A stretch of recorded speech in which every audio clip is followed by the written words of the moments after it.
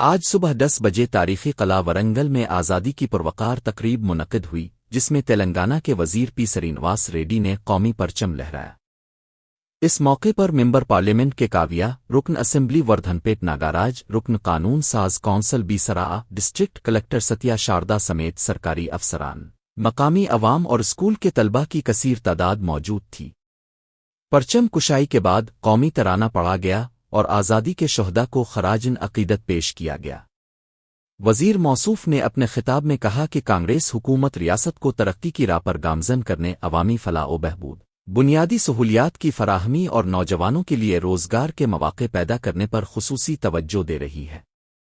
उन्होंने तलबा को तालीम, कौमी यकजहती और तरक्की में अपना किरदार अदा करने की तलकीन की।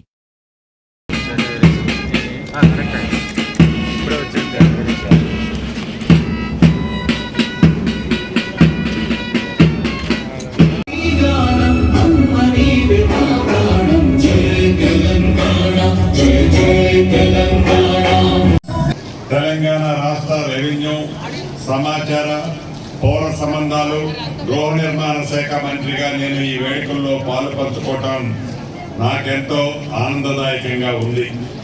స్వతంత్ర సాధనలో ఎన్నో కష్ట నష్టాలు వచ్చి తమ సర్వస్వాన్ని త్యాగం చేసి దేశభక్తికి ప్రతిగా నిలిచిన ఆనాటి నిస్వార్థ త్యాగమూర్తులకు శిరస్సు వంచి శ్రద్ధాంజలి ఘటిస్తున్నాను. అదేవిధంగా తెలంగాణ రాష్ట్ర సాధన కోసం ప్రాణాలు అర్పించిన అమరవీరులకు జోహార్లు అర్పిస్తున్నాను. 4 కోట్ల ప్రజల ఆంక్ష, యువత బలిదానాలు, విద్యార్థులు అలుపెరగిన పోరాట ఫలితంగా సాధించుకున్న తెలంగాణ రాష్ట్రంలో 20 నెలల క్రితం గౌరవ ముఖ్యమంత్రి రేవంత్ రెడ్డి గారి నేతృత్వంలోని నూతనంగా ఇందిరమ్మ రాజ్యం ఏర్పడింది. ఈ ఇందిరమ్మ రాజ్యంలో ప్రజా ప్రభుత్వం, యువత, మహిళలు, రైతుల సంక్షేమానికి అత్యంత ప్రాధాన్యత ఇస్తూ అభివృద్ధి, సంక్షేమం 2 కళ్ళలా ముందుకు సాగుతుంది.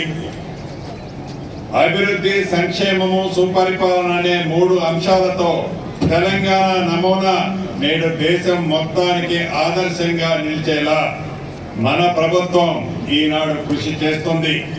గౌరవ ముఖ్యమంత్రి శ్రీ రేవంత్ రెడ్డి గారు, మేము ప్రమాణ స్వీకారం చేసిన నాడే చెప్పాం, మేము పాలకులం కాదు సేవకులమని. నాటి నుండి నేటి వరకు అదే మాటకు కట్టుబడి ఉన్నాం.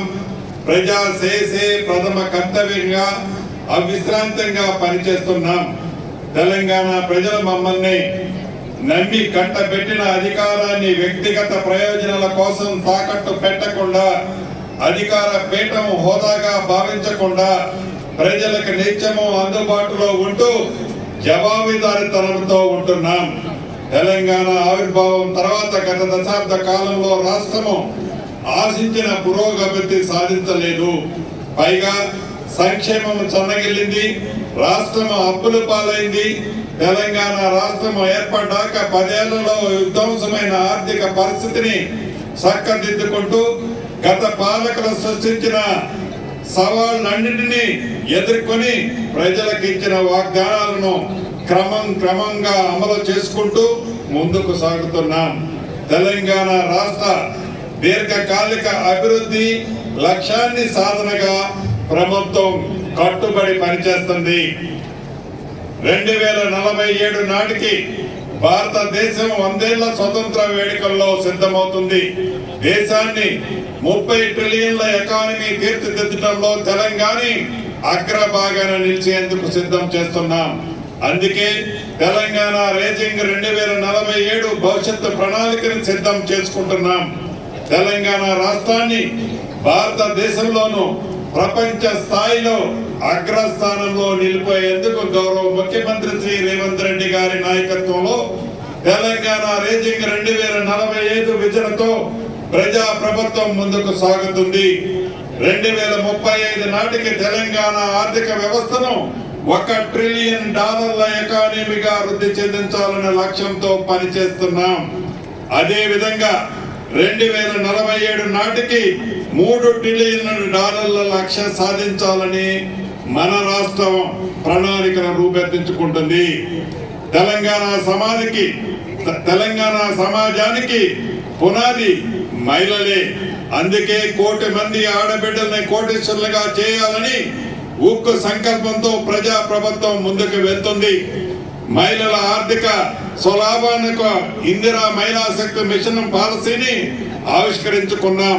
గత 5 ఏళ్ల కాలంలో మహిళలకి వడ్డీ లేని రుణాల పథకాన్ని పూర్తిగా నిర్వహణ చేసింది. ప్రజా ప్రభుత్వం 20 నెలల కాలంలో 67 లక్షల మంది డాక్రా మహిళలకు 2 విడతలుగా సుమారు 900 కోట్ల రూపాయలను వడ్డీల రూపంలో చెల్లించింది.